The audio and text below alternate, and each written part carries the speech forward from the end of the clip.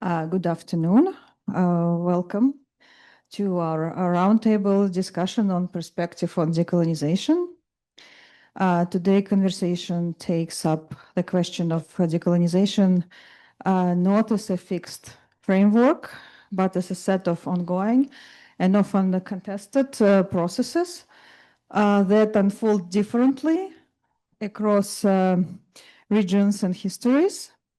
And we are joined today by an exceptional group of speakers representing the diverse institutional and regional contexts. I will briefly introduce the speakers, and then I would ask them to speak in a few words about their work and their experiences, especially in relation to the questions of decolonization. Liisa Kajula is an Estonian curator and art historian based in Tallinn. Her research focuses on late Soviet art and alternative networks. She has curated major Baltic exhibitions and currently serves as head of the painting collection at the Art Museum of Estonia. Olena Martynyuk is an associate curator of nonconformist art here at the Zimmerli Art Museum. She specializes in Ukrainian contemporary art and post-colonial theory, and she previously taught at NYU, Rutgers, Columbia, and Hunter College. And she also, before that, was a fellow, Dodge Fellow here at the Zimmerli Art Museum, and we are very happy to have her back as a colleague. Christianna is assistant professor at the American University at Sharjah, and her research explores art, empire, and environmental history in Central Asia. She received major fellowships and is completing a book on art and land in Kazakhstan. And Armen Yesayants is the director of the exhibitions at the Cafesjian Center for the Arts in Yerevan. He has curated numerous exhibitions and represented Armenia as a curator at the Venice Biennial, and he's also co-host of leading Armenian podcasts about the arts. So with that, I would ask you to take turns and introduce your work and research a little bit more. Shall we start with Christianna or I have some slides, so I'm going to move to the podium. Just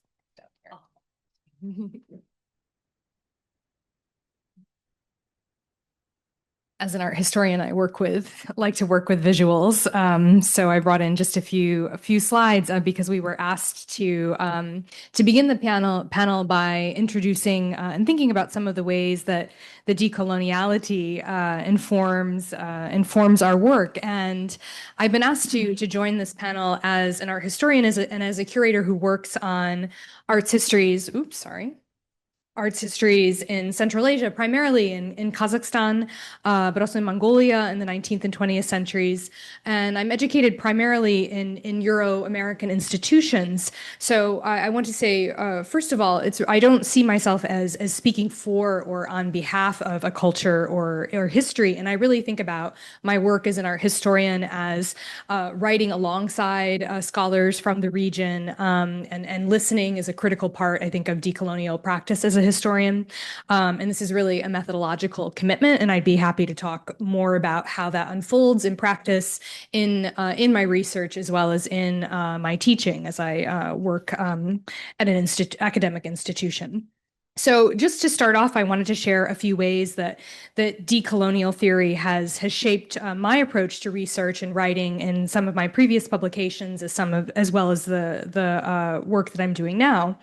And one of them is studying the pedagogical relationships between teachers and students in Kazakhstan, in particular, the inculcation of oil painting as an art form, as well as aesthetic hierarchies that come along with the inculcation of oil painting into Central Asia. And I'm so grateful to be following Valeria's extensive presentation already on the histories of art in Kazakhstan, where Abulkhan Kasteyev is already mentioned.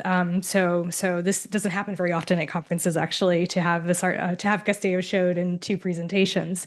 Oil painting really becomes a practice that's studied in Almaty in the 1920s, where the primary and initial teacher of oil painting is the painter Nikolai Khludov, whose work is shown on the left. And Khludov doesn't come to Almaty during the Soviet period. He actually comes much earlier in the 1880s, when this part of what is now Kazakhstan was part of Russian colonial Turkestan.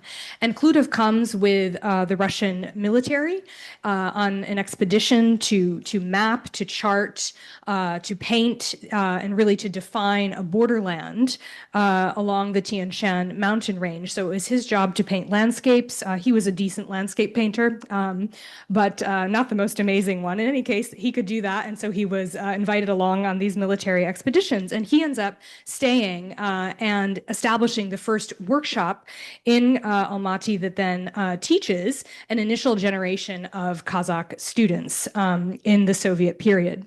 So I don't have time to unpack all of the, these 2 paintings in the, context of this presentation, but I'm very interested in the ways of seeing that are handed down between teacher and student, both through the technology, oil painting as a technology itself, how Kasteyev, who comes, as Valeria mentioned, from a family of shepherds in a village near Almaty, learns linear perspective, learns to see the land as something that is a site of technological modernity, which is a site of productivity and also extraction through the land. And here also thinking about, the extent to which Kazakhs are the object of an imperial painter's representational gaze, as well as then with Kasteyev, the subject, so someone who's being trained to internalize and to some extent reproduce that same gaze, here in which, women in both instances are being imagined as compliant laborers, and then the land itself is also kind of compliant to that technology. Khludov is painting Kazakh women harvesting opium, which was an important borderland commodity that the Russian Empire sold to Qing China, and Kasteyev is depicting cotton being harvested using this vacuum technology that was actually imported from the United States to harvest cotton. And in my work, I'm also interested in a later generation of Kazakh painters. We've also seen Atbayev today. And here I'm interested in how he kind of starts to reconceive a relationship, as I see it, to the self and to the environment, to Kazakh history. Another theme we've discussed a lot over the past 2 days is the way in which, in the 1960s, in many parts of the former Soviet Union, there's to some extent a search to recover pre-imperial, in this case, nomadic pasts. But here I'm also really interested in the way Atbayev uses line and color to subvert linear perspective, to create visual cohesion between land and human. So it's not an extractive relationship that we see here. Also, Atbayev, along with many of his peers, were interested in the history of Buddhism within Central Asia. And here we can see the central figure positioning his hand almost in a kind of Buddhist mudra, a symbol of peace. And I find that a very interesting gesture to think about self-representation of a community that was framed within a Russian and Soviet imperial gaze as an other, a fearful other, that's here representing themselves as peaceful. And then the final thing I'll mention about decoloniality in my own work has to do with disciplinary as well as historiographic frameworks that we use, and my effort as a scholar to develop opportunities that support new constellations for research on Central Asia. Central Asia is not a monolith by any means, and I find it very important to avoid center-periphery comparisons when talking about Central Asia, because with any type of binary, even if we try and critique critique one side of the binary, we end up reinforcing it in our comparison. So kind of trying to get out of center-periphery comparisons. And also outside of studying Central Asia, simply within the framework of the Soviet Union. Central Asia is often studied, particularly in the Western context, within Slavic studies. It's nested within Slavic studies departments, which continues to reinforce a Russo-Soviet way of interpreting Central Asia, that's a very recent history in Central Asia. It's not the only way. So one of the ways I've been doing this is through a working group that I co-established with the art historian Sven Speaker about contemporary art in Central Asia. And we have participants from across Asia, Europe, and the US, and they bring expertise on Iran, as well as Afghanistan, Xinjiang, and also Mongolia. And this is really important to diversifying the frameworks, the views, and perspectives on Central Asia, particularly as a place in which new institutions are being established, the Almaty Museum of Art, the Bukhara Biennial. These have been moments when, more recently, when Central Asia as a region has started to come into a more global view, though art practices, institutions have always existed in different parts of Central Asia. So part of our work as a group is to really keep our fingers sort of on the pulse of a region that is rapidly changing economically, politically, and artistically. So I'd be happy to talk more about that too, and I'll just wrap up my comments there. Thank you.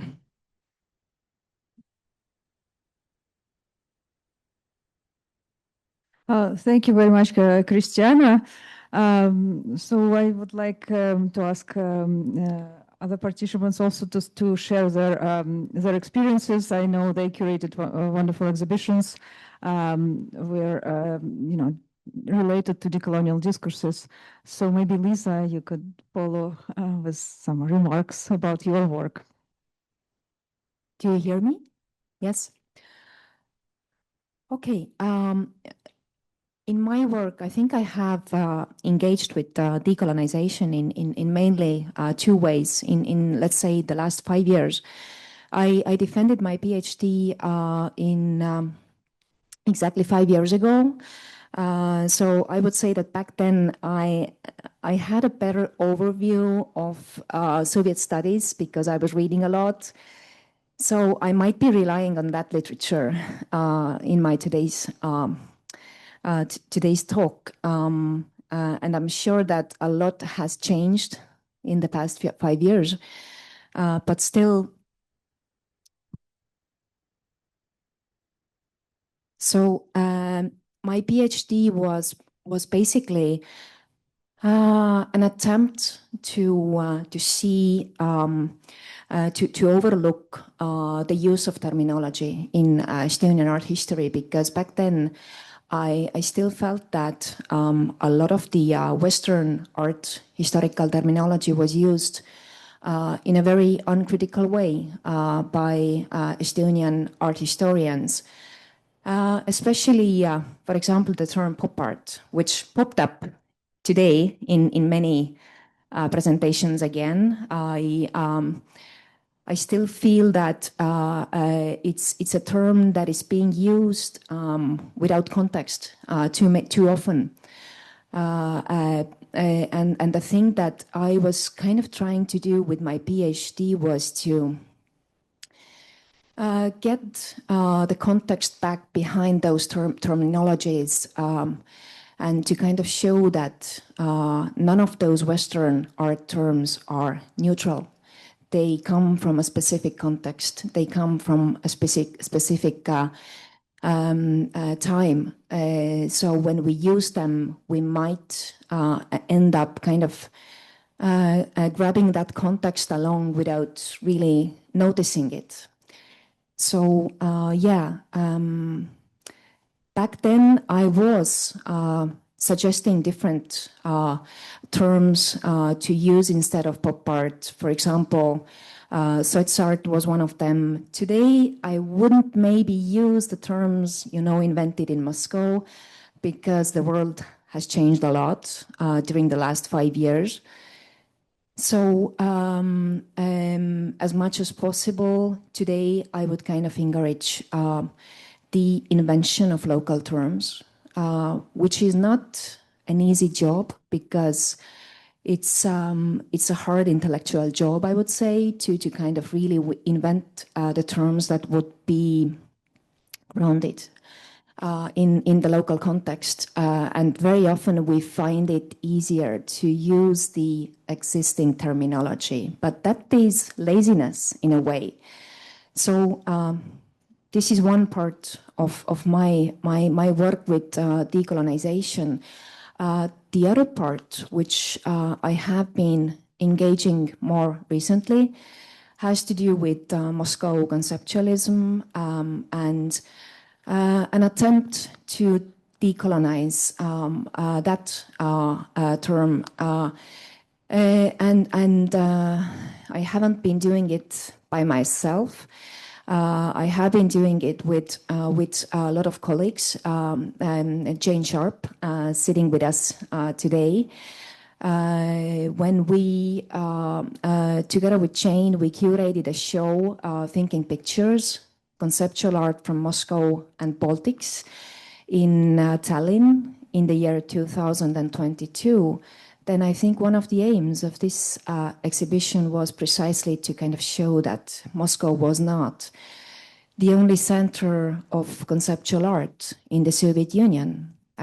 We back then worked mainly with the Baltics, so we really took a lot of time to go and travel in the Baltics because that material was back then still under-researched. Nobody knew what was Baltic conceptualism. This term didn't exist. But yeah, besides that show, I have also been writing some articles on how to kind of move on from this kind of influential term that is Moscow conceptualism. I have offered Soviet conceptualism as replacement, which might not be the best way to move on either. Perhaps Baltic conceptualism for my own region is still better, but as Martina said yesterday, decolonization is a process. So we kind of learn, we are learning by doing, like we are learning from our own mistakes and we move on, understanding that maybe we can improve and move on. So yeah. So thank you very much, Liisa. That's fascinating and very important work. And I understand that Armen also regularly doing exhibitions in Armenian Art and Cafesjian Center and represented Armenia at the biennial. So thank you for the opportunity to share this stage with my amazing colleagues. First of all, I would like to tell that I have never purposefully worked with the topic of decolonization. So it just happened because I have always mostly worked with the Armenian modern and contemporary art and the periods that are related to Soviet Armenia. And I think the most bold statement as an exhibition of the decolonization is the show that we now sit in, because for many, many years, as you already mentioned, for Central Asia, it is the same for the old Soviet republics, that in the Western institution and around the world, mostly Soviet has for decades equal Russian. So it has been always observed and researched under this huge Russian umbrella. When we know, and the last couple of days has shown that there are so many different subcultural dimensions in each region, in each nation, in each country, and even in each city, so that it is really a huge laziness by the Western institutions than just putting Soviet and Russian next to each other. So doing exhibitions like this, when you present the Armenian art of the 70s, 80s, and 60s as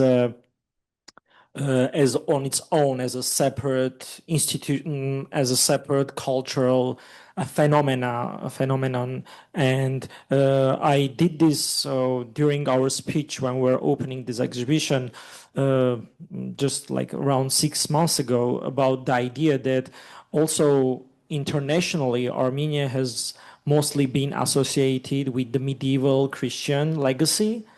And this is also doing exhibitions that somehow put Armenia on the map in another dimension again is a way for me, maybe I'm wrong, my colleagues might correct me, that it's a way of decolonization in the idea that when, for instance, the Metropolitan Museum hosted an exhibition around 10 years ago called Armenia with an exclamation point at the end, but it was only about 300 or 400 years of Armenian late medieval Christian legacy and nothing else. Like Armenia was just from 13th century until 17th century. And I think discussions like this and exhibitions, and not only this exhibition, but also the shows that have been done around Armenian modern and contemporary art in the last 2 or 3 years, not even more, in the countries outside Armenia that focus on the art of Armenian artists that is relevant and urgent today, somehow decolonize the Armenian visual culture in general, putting Armenia as a separate entity when we are talking about modern and contemporary art specifically. I hope today to learn more from you about decolonization, the topic and the discourse in visual art in general, and share my thoughts on this. That's, I think, the main points that I would like to share related to my own experience. Thank you. Oh, thank you, Armen. And Olena has curated several exhibitions on Ukrainian art at the Zimmerli, and one of them was on view when the war broke out. So I would ask her to share her perspectives and work experience. Yeah, thank you so much, Yulia, and thank you for the panelists. It's a great pleasure and honor to share this floor with you guys. To begin, like the story of my theoretical entanglement, I wanted to say about this shift, and perhaps we can speak about it too, because when I began my dissertation and I was writing it, we were talking about post-colonial theory, not decolonial theory. And now, like, there are other types of, about this little bit later. So my, even before this exhibitions, my dissertation was about the collapse of the Soviet Union and how artists from Ukraine interacted with artists from Russia, how they worked with Moscow art squads. And actually, this is the place where they were discovering their separate identity. They were engaging with this national myths and stereotypes. And I was reading a lot of like post-colonial theory from the period, like from the 90s, like home hub, allocation of culture, and other things. This a relation of Ukrainian artists and culture to the Soviet metropolis Moscow, and there are very important parallels in literature, were mostly centered on post-colonial understanding. And so this artistic networks of exchange, this Soviet late art squads in Moscow, like very famous Furmanne art squad, was this transnational space, but yet what I wanted to argue in my dissertation was that it was still remained deeply structured by these asymmetries of power. So back then I was reading mostly post-colonial theory, was about literature theory, and there was this, there is still Marko Pavlyshin, this very famous literature theoretician, based on Ukrainian material. He's in Australia, and he was working on literature, on Ukrainian literature, and writing things like, well, of course, anti-colonial rhetoric is not suitable. It's only has to be post-colonial, and primarily like decolonial or anti-colonial is associated with just a struggle, and it does not apply to Ukrainian case. Then, of course, many other scholars and theorists voiced out completely opposing ideas, like Boris Groys, for instance, who said that, well, you cannot apply post-colonial theories to any Soviet republics whatsoever, just because the Soviet project was largely modernizing project, and using post-colonial approaches would be revert to this pre-colonial, to this pre-modern identities, and therefore it's a retrograde and is not fitting. So he deemed it theoretically unproductive. And the other arguments were repeatedly invoked in the Ukrainian case, like the fact that people of Ukrainian origin occupied high position within the Soviet hierarchy, like in Soviet leadership.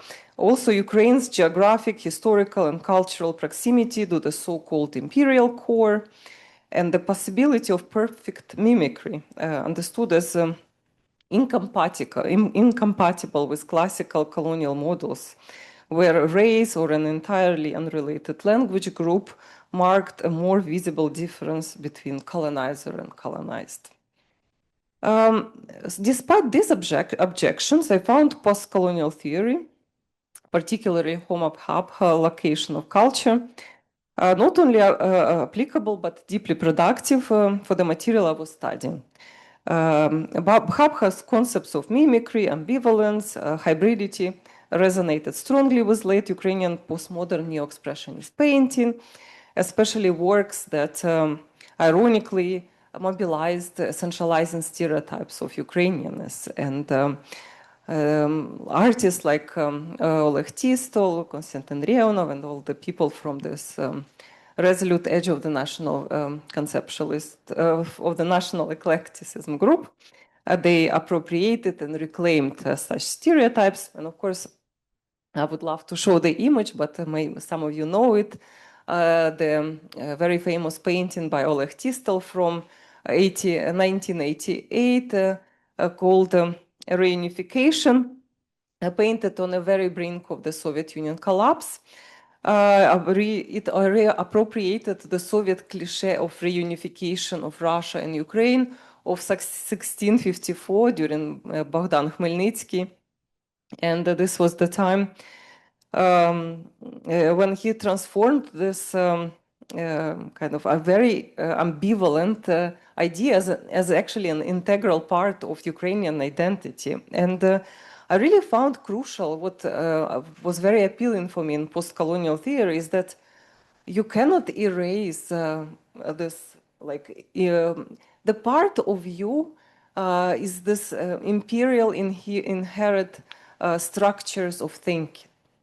What you inherited from the kind of empire metropolis, it's part of you, and in order, if you can pluck it out of yourself, it's gonna leave this gaping voids. And I think, well, I'm sure Oleg Tistol did not read Habha, but still he was doing something so similar. He was doing like, okay, this is Soviet symbol, this is the Soviet kind of stupid pop song, and this is like Soviet symbol, but it's all part of who I am. Yes, I'm product of this reunification. I was born in Soviet Union. I lived through these years. I speak this language, and of course, it's part of who I am. And of course, very ironically, it was a great love for kind of his difference, but he still was using this stereotype to speak about this newly forged Ukrainian identity, because that was the very often question to this artist in on For Money Lane Art Squad. So what is Ukrainian about you? Like, why are you Ukrainians? So this necessity to kind of witness to your nationality, but during the postmodern era, you kind of naturally drawn into this parody, hybridity, ambivalence. The framework of coloniality should not be like completely rejected by Ukrainians, also because the historical context requires for this consideration. For instance, like Ukrainian language and culture were repeatedly suppressed during the Russian Empire. Like Valuev's circular of 1883 denied the existence of distinct Ukrainian language, or the Emsk Ukaz of 1876, which prohibited the publication, importation, and public performance, like in theater, of Ukrainian language texts. These policies, they did not completely disappear during the Soviet times. Of course, there was like a brief period in the early Soviet era. There was Ukrainization, part of the Koreanization policies. But later, Ukrainian was increasingly relegated to the status of rural, folkloric, often comedic language, something backward, provincial, and destined to fade. And this linguistic and cultural marginalization was accompanied by extreme violence sometimes, particularly during the 30s purges, known as executed Renaissance in Stalin era, and also this came back in the 60s, and I was shocked to learn the story about artists in Georgia also dying while in some kind of strange, mysterious circumstances, because the same happened to Alla Horska, who was like killed in still unsolved crime, but of course everybody alleged that it was done by KGB. And at the same time, it's very important to note in this effort of post-colonial effort, but also decolonial effort, we have to be aware that Ukraine occupied indeed an ambiguous position within Soviet hierarchy, comparable maybe in some ways to Scotland within the British Empire, which is perhaps paralleled by Belarus a little bit, because there were like three Slavic nations with roots in medieval Rus, and but we also have to be aware that the status was achieved primarily through the systematic erasure of local identity and through seamless assimilation into this titular Russian nation. So, like for instance, Volodymyr Sherbitsky, who was the head of like Communist Party in Ukraine, he was perhaps, even though he was Ukrainian in origin, but he ruled like as evidenced in his response to the Chernobyl tragedy, even more harshly than you would. So basically, he acted as if he was not a local. He was acted, but so this Ukrainian complicity with Soviet power definitely must also be addressed. But indeed, what happened during the last several years, and especially after the full-scale invasion, and indeed, by some stroke of fate, my exhibition, the painting of Excess, which was actually, I began to work on it in 2019, but then COVID interfered, and it opened in the fall of 2021. So it's unbelievable, and I remember very vividly how well, there was like unprecedented interest from like local New Jersey regular like news channels who came here to speak about my exhibition, and they were thinking that we prepared it because of the war, but yeah, exhibitions in museums are not organized in this way. The space is not for the museums.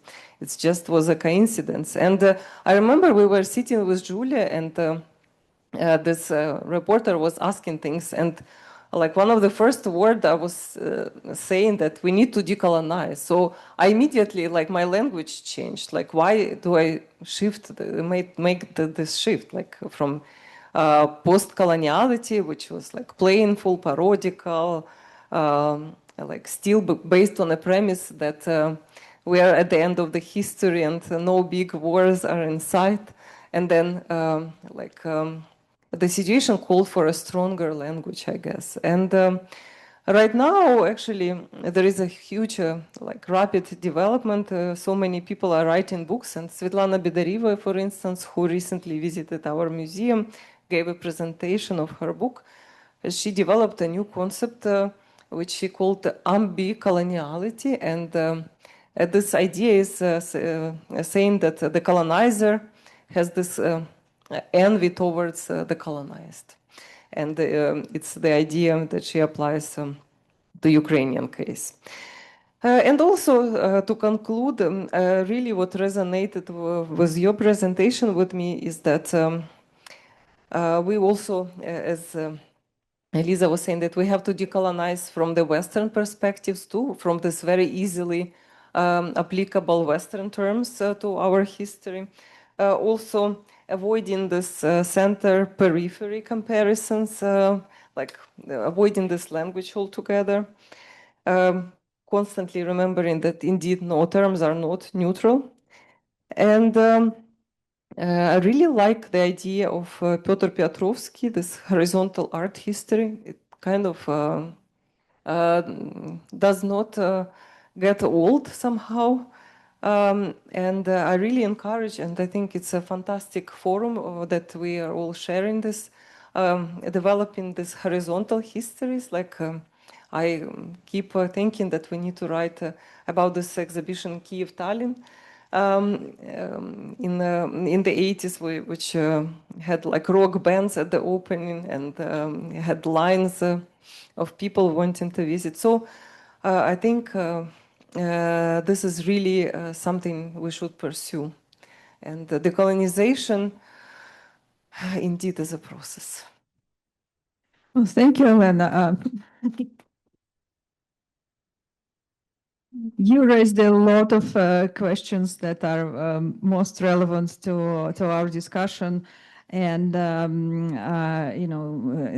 starting with Boris Gross and the notion that, Western models of colonization may or may not be applicable to the Soviet case.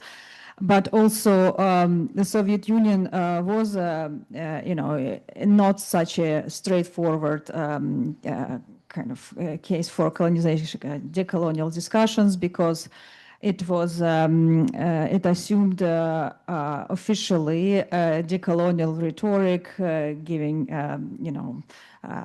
promoting national traditions in the republic, but at the same time using imperial strategy in practice.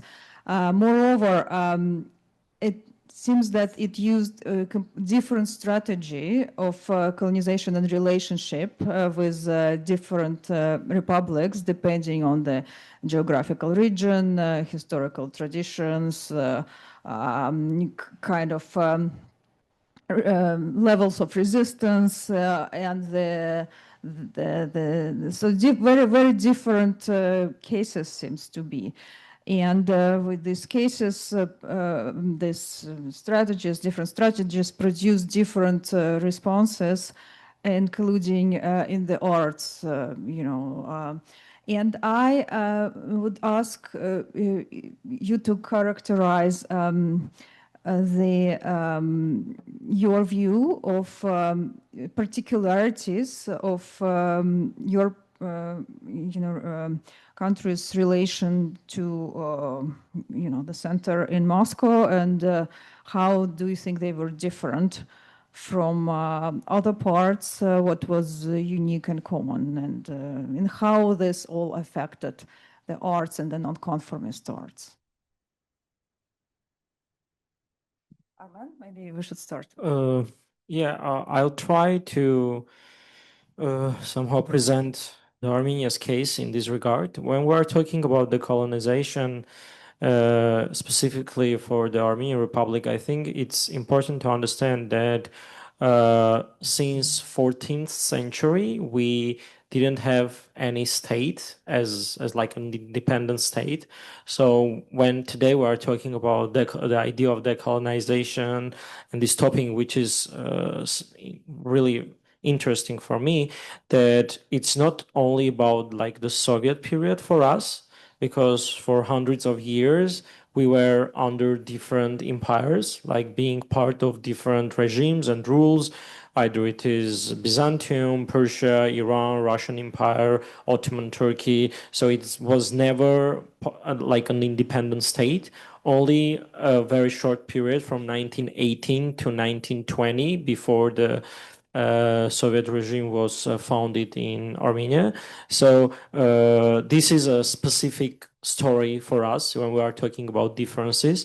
And maybe this also created this ground on which we were related to the central, like in this case, when we are talking about the colonization in the context of the Soviets, that our relation with Moscow also was different because of this background and this history, because of the Armenian genocide, because of our instrumental geographical position related to, for instance, Turkey and Iran, and also considering the huge Armenian diaspora around the world, because the Soviet regime and officials on a very high level, they knew how to manipulate and to work with the diaspora parties, and this also somehow influenced the repatriation of Armenians in 1940s and 1950s.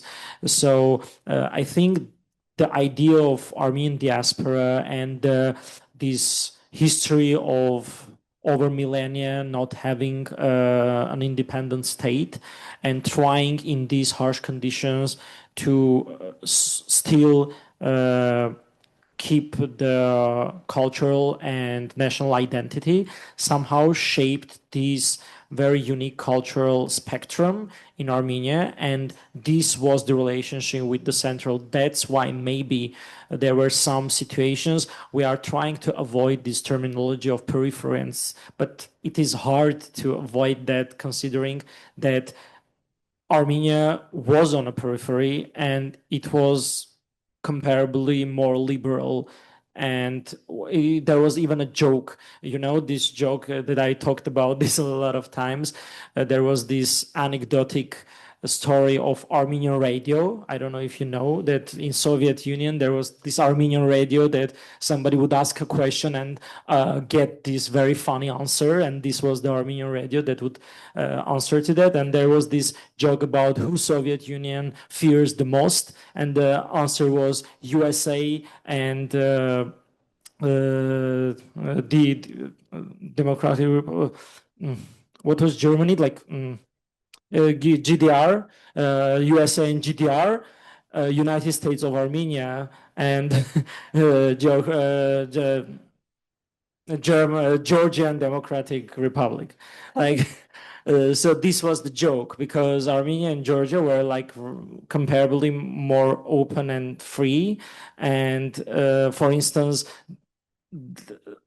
if in 1975 or it was 4 or 5, I don't know, the bulldozer exhibition happened, and in 1972, 2 years prior to that, in Yerevan, Museum of Modern Art was opened.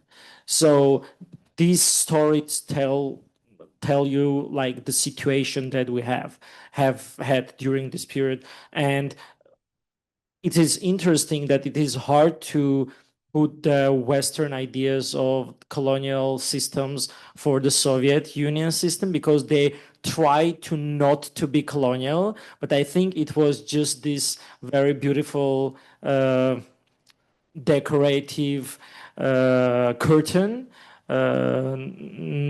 If there was this iron curtain outside the Soviet Union, there was these beautiful decorative national curtains inside the Soviet Union. They will try to trick everyone that you can keep your national culture and it's fine. But as Stalin put it, national in form, but socialist in content. So I don't know how much I covered with my answer your question, but these are just general ideas that I wanted to put out there. Can I take it from here? Because I think it's quite thought-provoking kind of to juxtapose the Armenian case and Estonian case, because the Baltics really had the privilege of being integrated into the Soviet Union much later. We are not talking about the 1920s, we are talking about the 1940s during the Second World War. So that gives us 20 years of independence. And I totally understand that this was a huge privilege for us, which gave us later a different starting point, even after the collapse of the Soviet Union. So Estonia, Latvia, Lithuania became part of the family of the Soviet nations in 1940. After really being independent republics. Plus, they were the westernmost Soviet republics, which also gave the Baltics the closeness to the democratic world was also a huge privilege. And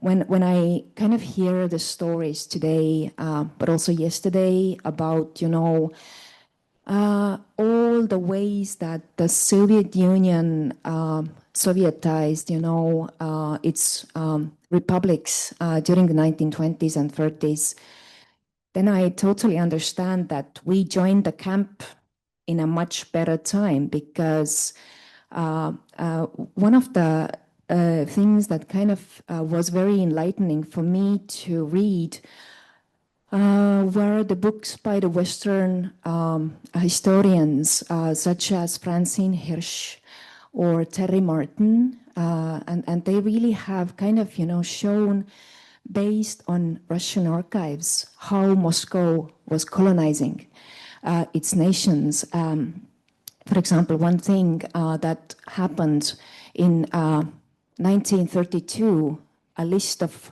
backward nations was made in Moscow. A list of backward nations that needed double assimilation, right? Which meant that these nations, according to the Soviet authorities, needed both. They needed to be developed as nations, but they also needed to be Sovietized. So that's what the double assimilation of these nations meant. And there were 97 nations in this list in 1932. 97. They were part of the Soviet Union? They were all part of the Soviet Union, all the tiny nations. We know there are many small, tiny Finno-Ugric nations in Siberia. So most of these nations didn't even have their own republics inside the Soviet Union. So, but why I'm telling all this is to kind of give our talk the context of why it's important to talk about Soviet Union as an empire. I still truly think that it's important to use this word, even though, yes, it's contested, and we cannot compare Soviet Union to, for example, the British Empire, which had colonies, which had distant colonies. There were oceans and seas between the motherland and its colonies. The Soviet Union was a different case, but in many ways still acted as an imperial force. Thank you. Yeah, should I go next? Yeah, thank you. I think I can pick up really perfectly and segue from what you mentioned, Liisa, about Central Asia. And again, Central Asia is such a diverse region, so I wouldn't speak of that experience within the Soviet context in any consistent way, but I can certainly speak a bit about Kazakhstan, which shares a border with Russia, and a very large border, and historically was very heavily Russified, a site of settler colonialism, first from the Russian Empire and then from the Soviet Union. So the types of resettlement and collectivization programs that we see in the 1920s and 30s in the Soviet Union, that type of activity was already initiated during the Russian imperial period. So, and of course, Kazakhstan has undergone immense demographic as well as sociocultural change in the past 150 years through this relationship, imperial relationship with Russia. Shifts in linguistics, right? Linguistic histories, Russification, as well as Sovietization through famine, which Valeria mentioned. And so these things have really immensely shifted the demographics and linguistic histories within Kazakhstan. And certainly, as one thinks now about acts of decoloniality, right, and stakes of decoloniality in Kazakhstan, those histories are very much a part of that research that's being done by scholars within Kazakhstan, within Central Asia, as well as artists. There's a lot of thinking now about and sort of recovery investigation in Kazakh language as part of this process. The study of environmental changes is something that's very important to many contemporary artists now. Collectives such as Artcom is one, studying environmental destruction in Lake Balkhash, as many artists have worked on the Aral Sea as well. So these kind of transitions are really important to think about. I will say within kind of, I think something you can say about Central Asia, especially in the post-World War II period, is that within the Soviet framework, it becomes a kind of model second world for the decolonizing, quote unquote, third world. Through official programming like film festivals, right? It becomes a kind of platform by which the Soviet Union can stage, right, a picture, its picture of modernity, what that might look like, and particularly for majority Muslim countries, for places like Egypt, other countries in North Africa, Pakistan. So places like Tashkent and Almaty become very important sites of that, which, of course, that's a framework which is created within the context of the Soviet Union, but has allowed for horizontal histories, right, and connections to emerge through those platforms. So that's an area in which there's a lot of research being done now as well. Yeah. Yes.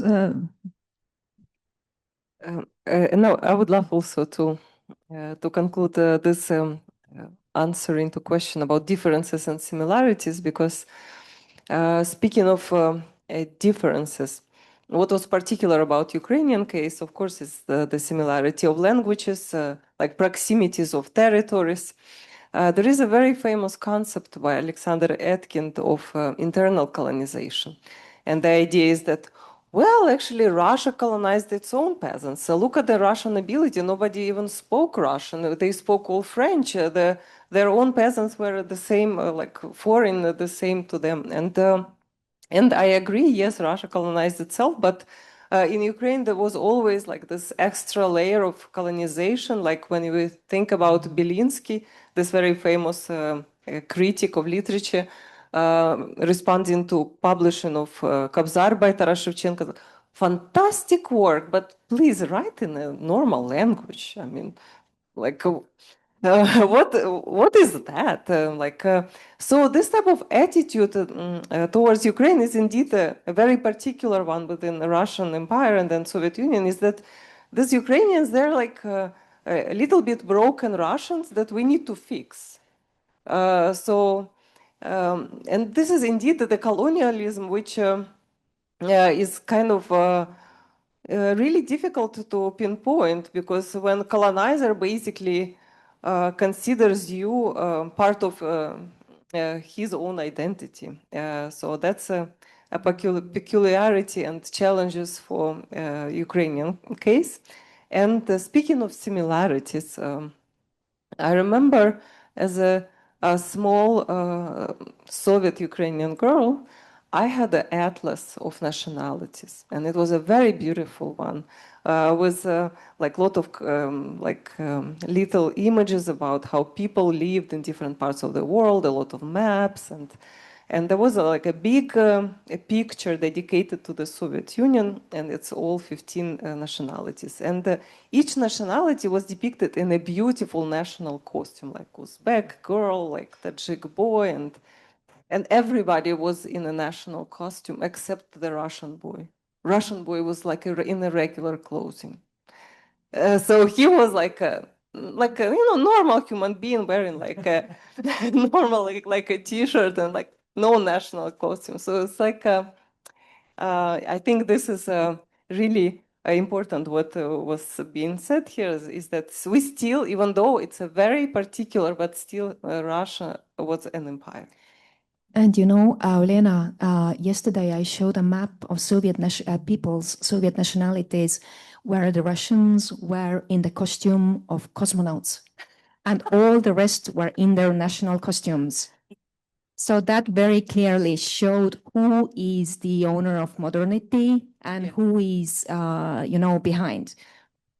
And also, like, considering that like national costumes, maybe also on some level considering other nation as peasants, like them being like this modern country, modern nation, and considering like this other as folkloric national like village, sorry, like from older times, because nobody wore those costumes in daily life already in 20th century. Maybe some of them, but not. It wasn't like a common thing. Just to distinguish different nations by their costumes and putting themselves in that position. It's funny and sad at the same time. It's very orientalizing. Yes, very orientalizing, and that is one of the also features of being a colony, being an empire. Sorry, yeah, being an empire. Well, thank you. I also remember this pictures and costumes, and I think we even had a kind of celebrations in school where we had to dress up as people from particular republics, and nobody wanted to be, Russian because there was no identity really, but everybody, girls, wanted to be Ukrainian because Ukrainian had most beautiful, this flower wreath with ribbons. So it's a funny recollection. But there was a question brought up about horizontal ties and histories, and which I think that it's a very unstudied area which could uncover a lot of potential. And I was wondering what are your thoughts on in this respect, on the kind of this story and the horizontal histories, connections and such.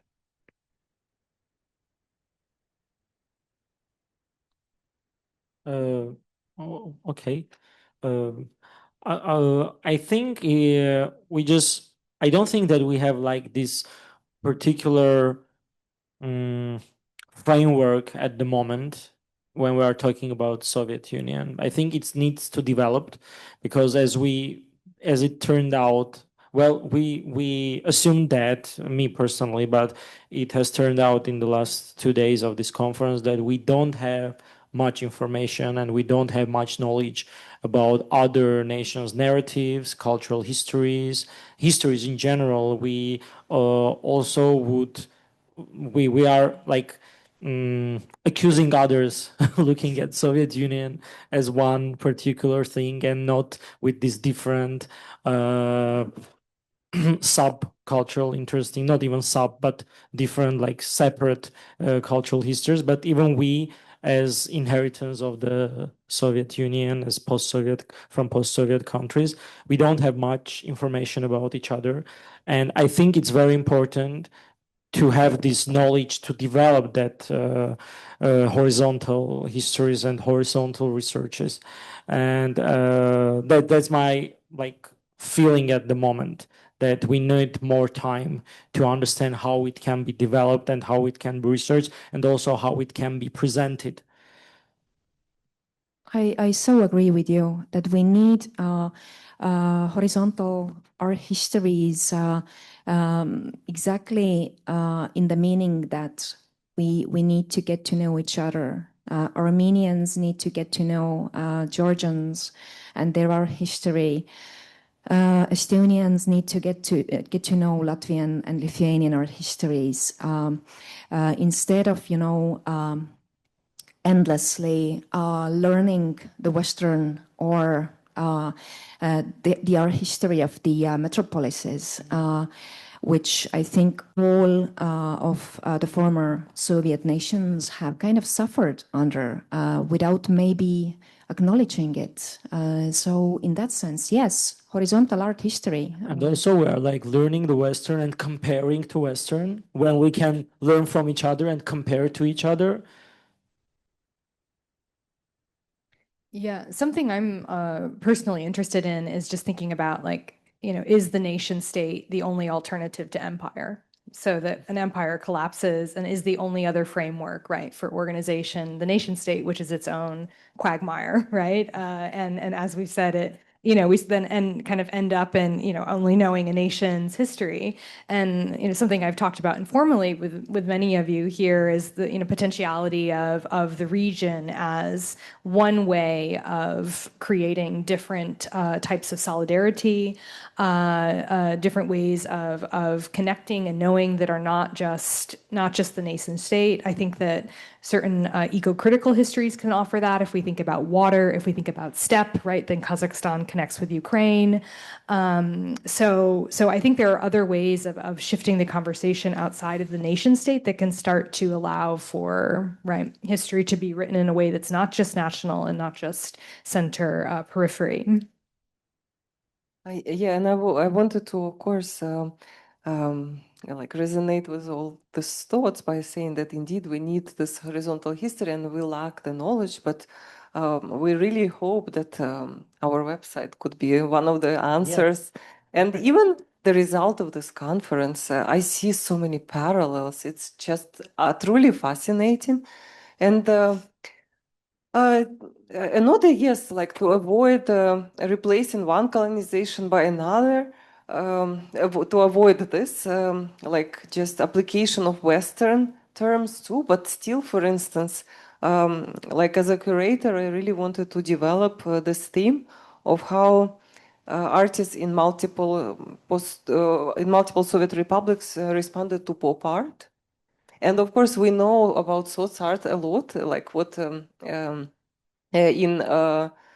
what was happening in Russia. Like there was like an entire movement which grew out of it. But I see all responded to this trend in their own ways. And but how to avoid just simply applying this Western term and saying, "Oh, there was this pop art in Soviet Union."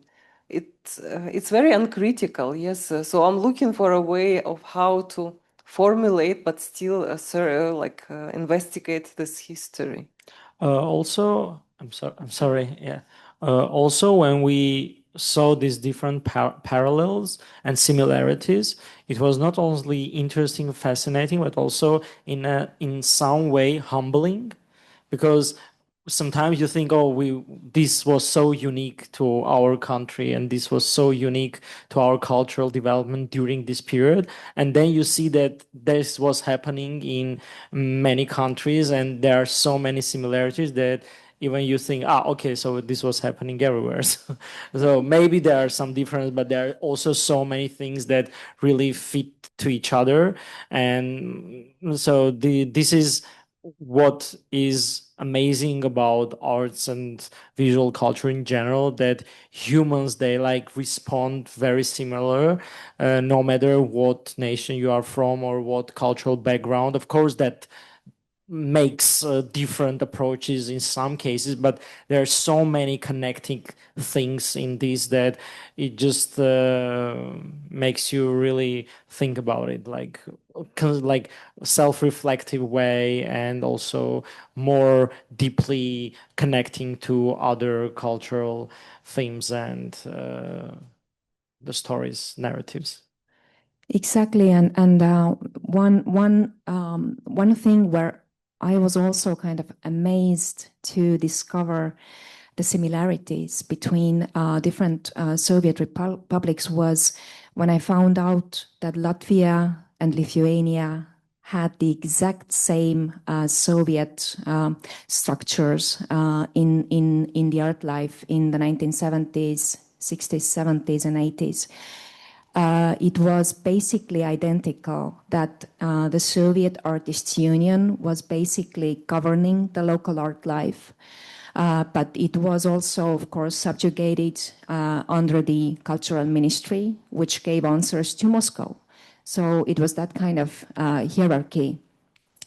And at the same time, all the Baltic nations also had their art funds, which were the more liberal collections under the artists' unions. I do not know if Armenia had anything like that. But to kind of find out how the Soviets, built these structures is really, I think, important to kind of understand how the empire worked on this level of building the art life. Because from one side, I mean, the Soviet era for the artists was also golden times, because artists had studios by the state, provided by the state. They had materials provided by the state. So actually the Soviet state was taking care of the artists, right? Which it doesn't do anymore. Now that the artists are working in market conditions, they are totally in a very difficult position. So that was also probably something that united us. The structure of Soviet of artists union and funding and everything, I think it was similar around the different republics. Maybe again with some differences, considering what kind of policies they would like to take over in the specific with specific nation. But yeah, it is something to again to research and to see this horizontal field. I guess, can I ask a question? Well, I'm curious because I'm so interested listening to this. Oh, like we're surprised that there are similarities. And I'm just curious, why? What's happened? That, not surprised per se, not like structurally, but in stories that you hear. Like, I mean, the stories that you hear, like there was this artist that would do this, and you can see that you can even name the artist of your own art history period that would do the same as that artist. I'm not talking similarities in like structure or policy or like artist union and these kind of things. No, I'm talking about artistic development, like even visual aesthetics and the way that artists would approach this or that. And they didn't have like that much connection in that period. So even countries neighboring, they knew about each other, but it wasn't like in the era of internet, So it's fascinating to see that in that case, when you see what materials they used, what topics they used, what was essential for this or that particular period, which was like it's like finding out. It's like the archaeologists who found out like these small Venuses all around the world, and they were like, oh, this was the same all around the world. Now we are like finding out, not just surprised, but it's like a way of being really touched with these stories, by these stories. Yeah, like for instance, looking at this pictures from the 60s of a Kazakh artist rediscovering what is like national modernism is and what is Kazakh identities. And it's I'm thinking immediately about Alla Horska and her generation trying to rediscover what Ukrainian like idiom in visual language is. And but if you place Alla Horska work together with some Kazakh artists, they look very similar, even though they're like presumably looking for their local identity. So it's truly fascinating. But maybe, Christina, why we are surprised is because if you would see the art history curricula in our universities, then you wouldn't see, classes about the region there. You would only see Wonder if it's classes about disciplinary. Western art. That's the problem, that, our teaching, our education has been very Western oriented. We do not know our neighbors. Oh, thank you. I think it's time we open the floor to the audience for questions. Comments? Yes. Katerina is going to provide the microphone.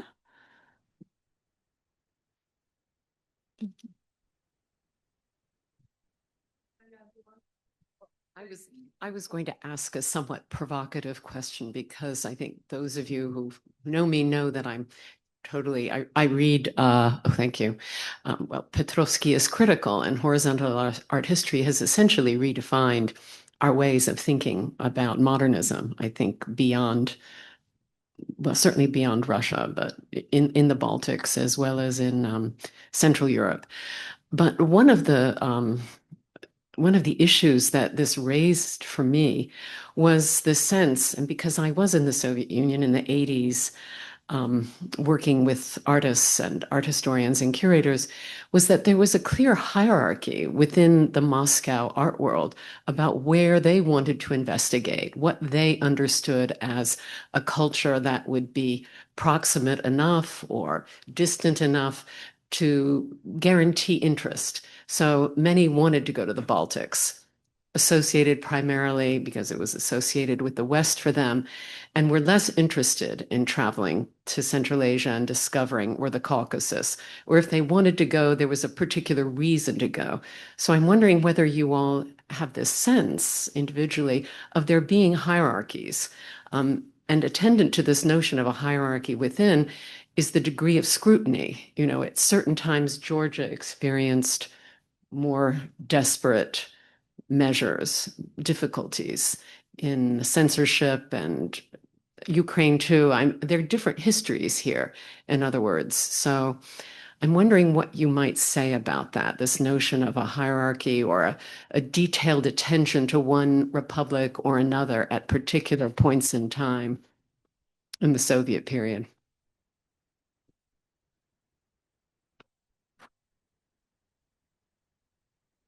Yeah, speaking of similar structures, and continuing from your question, Jane, so there was this very clear system, for instance, combinat, or like Hutfond, or this houses of creativity to which artists were going. And of course, if you were an artist in Ukraine, if you're okay with the authorities, then you would receive, for instance, an ability to go to Sedniv, like in Chernihiv region. But if you are very good, in a very high standing, then probably you would be allowed to have a творческая командировка to Georgia. So there was a hierarchy, of course, and those who were like higher were allowed to travel further, basically. And I know, like, for instance, Odessa artist Lev Meshberg, when he received some kind of prize in Moscow, then he was able to go to his creative trip in Samarkand, and he made a wonderful images of architecture there. But I'm not sure. So there is this hierarchy, is that based on your achievements you would be allowed to travel further, but I'm not sure, like there were more coveted places. Of course you would want to go to Baltics because you were looking for more Western like ideas, approaches, magazines, but you would go to Samarkand too, but just for a different reason. So I don't think there is a hierarchy. I think the question also was about the hierarchy and how the center would relate to different nations. I think that was the question about in different times and differently for different countries.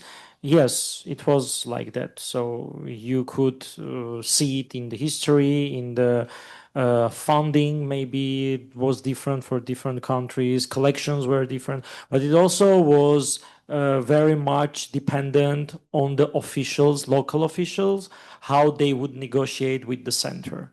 So it was very, very much a diplomatic, very interesting stories. You can hear even anecdotic stories about how they would get more funding for architectural things, or there is an example of how they got the metro for Yerevan or building the Cascade complex, or so the hierarchy is always there. So it wasn't like the same approach around the empire, the Soviet empire. It was different for different countries, of course, and for different periods. As Lilith told today, like in 65, when it was the 50th anniversary of the Armenian genocide, the focus was on Yerevan because it was a very rebellious time. The students would cover the streets, and it was like this kind of thing. And of course, in other period, in 70s, there was another things happening in Baltics. So the focus was there and the hierarchy and the politics was different for that period. So it is quite logical that it would be different. And based on that, even the collections around different countries are very different. For instance, we are happy to have really good international collection in the National Gallery, maybe one of the best in the post-Soviet countries. But it was not only because it was the approach of Moscow, but also because the local officials and the authorities put their kind of special diplomatic techniques to lure the officials and get more funding, more better collections and these kind of things. Absolutely. I so agree with you on this. For example, the Baltics was kind of favored around the year 1980 because of the Olympic regatta in Tallinn, while the Olympic Games took place in Moscow. And I would say that in Estonia, kind of these local officials became more cunning, kind of started acting like tricksters. At the end of the 1960s, when Ilmar Torn became the director, the head of the local artists union, and he was kind of a cunning man who was able to talk to Moscow in the right way, but also to talk to the local artists the right way. And these kind of people were crucial at that time because Ilmar Torn basically created this defense mechanism for the local art life, that artists could work relatively freely. But in Moscow, it seemed like, oh yeah, Estonians are, well, they don't do anything rebellious there. So it was a game of what to show and what to hide.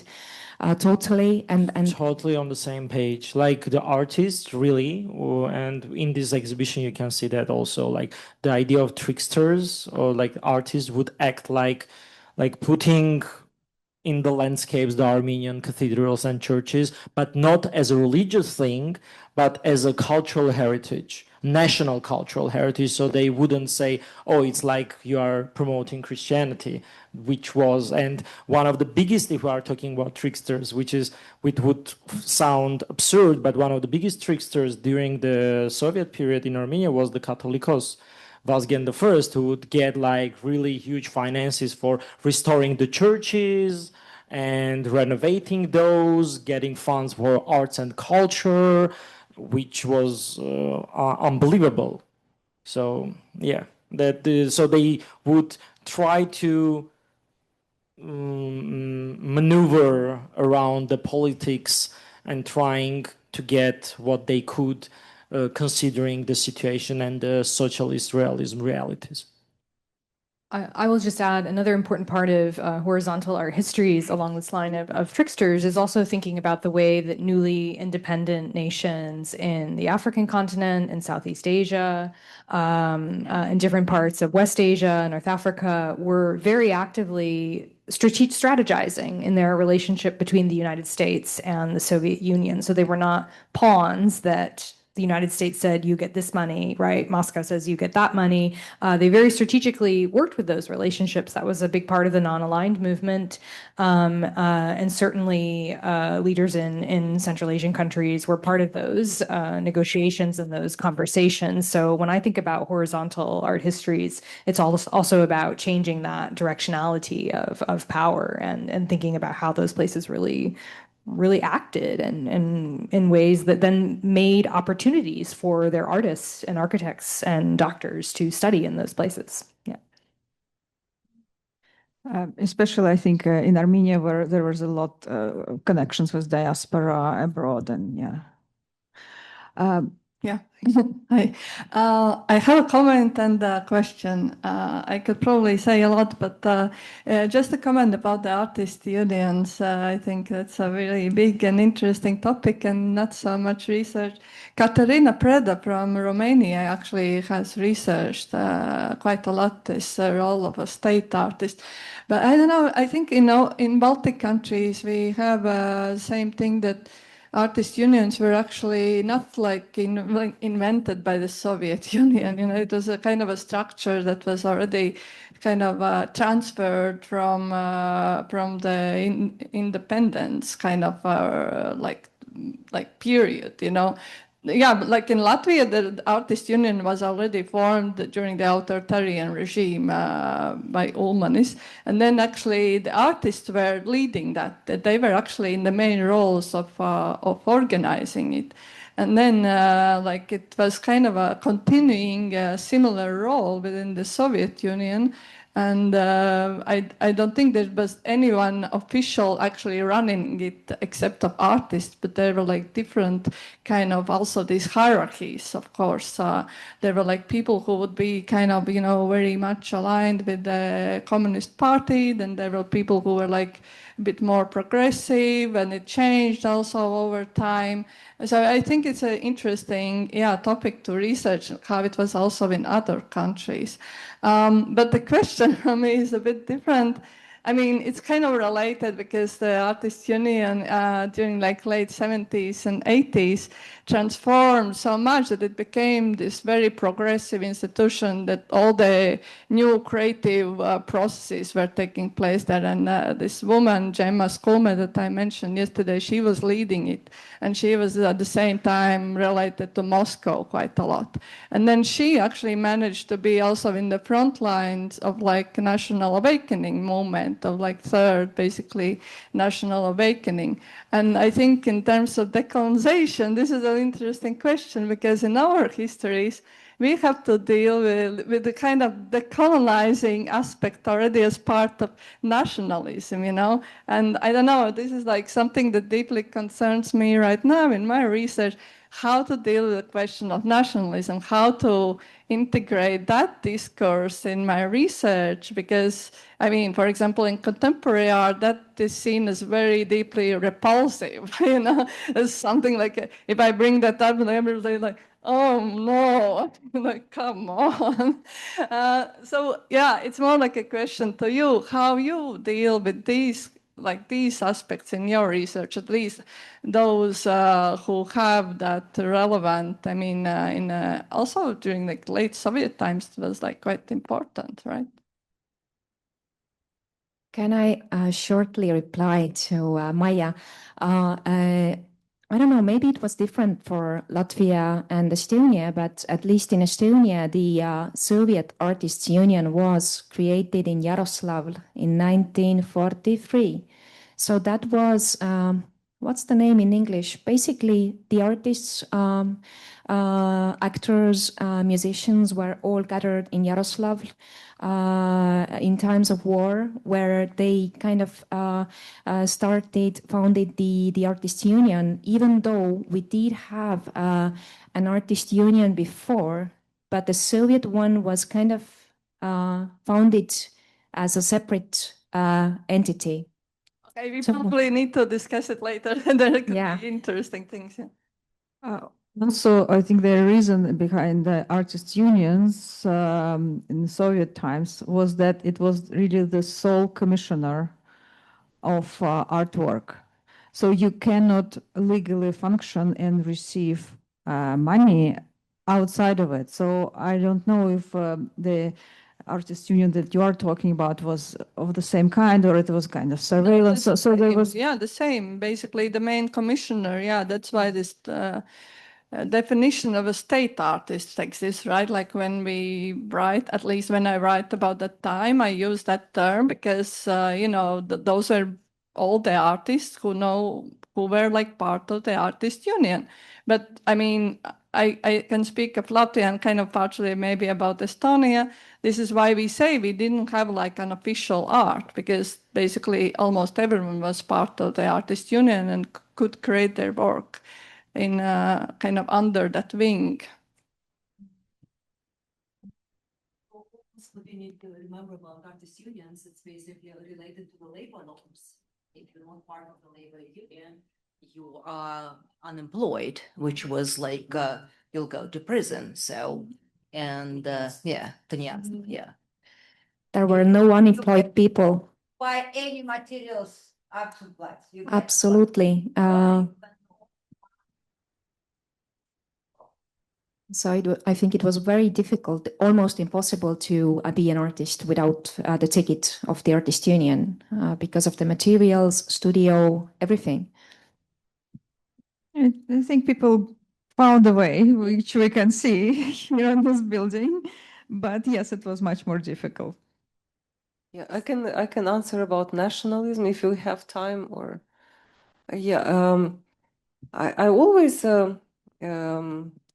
when I speak about this perestroika generation of Ukrainian artists who definitely explore like the national idioms or national myths, I was saying that yes, this is what happens when nation didn't have a chance to explore its roots during like this national awakening moments, during this like modernist period. Yes, then it does it within postmodernism term already, like ironical way through like this like studying of the stereotypes, but still exactly on the ideas of like why post-colonial is not applicable. One of the reasons was listed, yes, because it kind of generates this nationalist thinking and. Well, but my question is what remains to the nation which didn't have a chance to actually speak about itself in national terms when it was okay, like in the 19th century? Then when you're in 21st talking about it, yes, you are deeply suspicious, but like it's with trauma. If you don't speak about your traumatic issues, it hurts. Like you have to talk through certain things, even if they're untimely.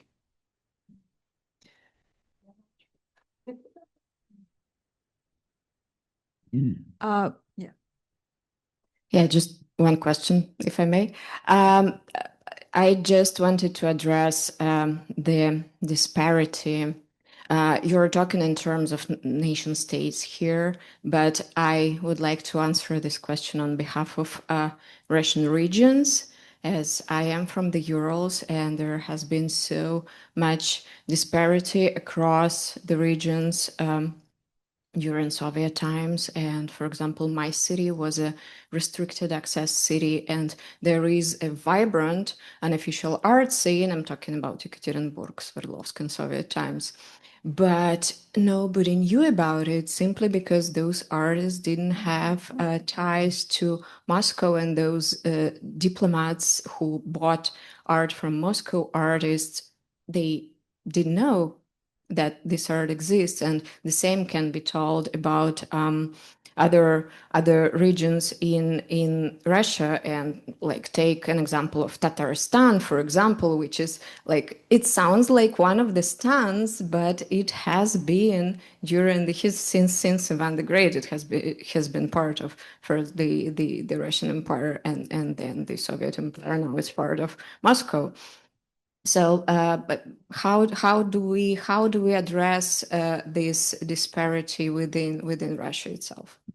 Yes, I think that there is a lot of the issues that were discussed are applicable to the internal situation. Kind of, as Olena mentioned, Russia was colonizing itself, and there is a lot of traumatic experiences and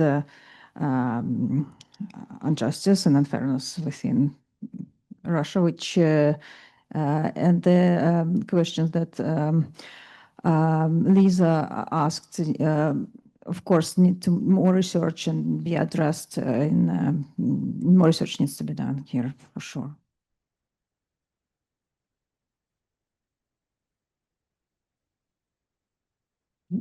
The things that we shouldn't completely demonize Moscow and the centers, because it's like demonizing New York. Like, it's this terrible place where artists succeeded, and all the artists who are in the villages somewhere in, I don't know, Oklahoma, they're so much nicer than those who are in New York. This is not a very productive way to think about it. So there were also these power games within the republics to go to Moscow, to make a career, to be successful there, because this is the human nature to do such things. So we shouldn't forget about it. At least in Ukraine, I don't know about other colleagues, it's different maybe in other republics, but it was really prestigious. Like Ilya Kabakov was from Dnipropetrovsk, and he went to Moscow. Yes, he made a wonderful non-official career, and yes, he belongs to that space, but at the same time partially belongs to Ukrainian space, and even wanted to represent Ukraine on the Venice Biennale a couple of times, but never succeeded. So it's it's a very complicated history, and Soviet Union it's a very complicated thing to speak about, but at the same time, it's a very interesting and provocative and thought-provoking topic. I also wanted to make a short comment about I know how contagious language is, and I noticed that we started how to say it, appropriating the optics of tricksterism applied to our art that we're speaking about. But yesterday I had a chance to Google the word trickster, and it's actually a very colonial concept that was invented in the 19th century to look at indigenous cultures. So I think we should be very careful using this this particular, in spite of the fact that I really love this word, and I really love tricksters in Russian literature, yesterday's participant. But I wouldn't say that we demonize Moscow, and I wouldn't even say that we shouldn't talk about centers and peripheries. We should, because we need to know how they operate.